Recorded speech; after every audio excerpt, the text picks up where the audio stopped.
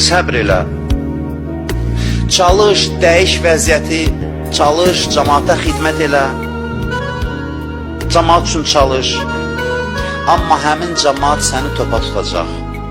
O adamlar üçün ki, sən xidmət edirsən təmənnasız, o adamların sözünün hədəfinə çevriləcəksən.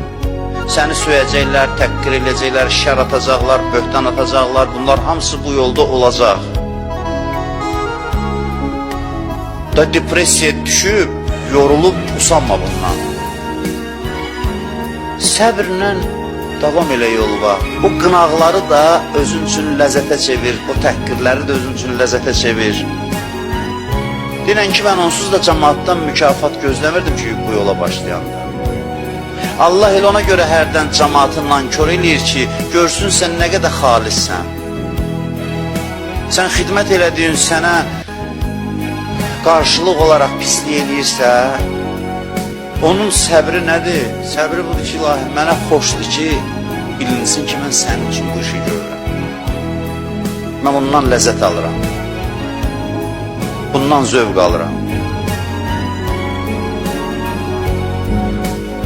Əmrlərə itayət və əziyyət verən hadisələrə dözümlü yanaşmaq. Bu da Allah yolu.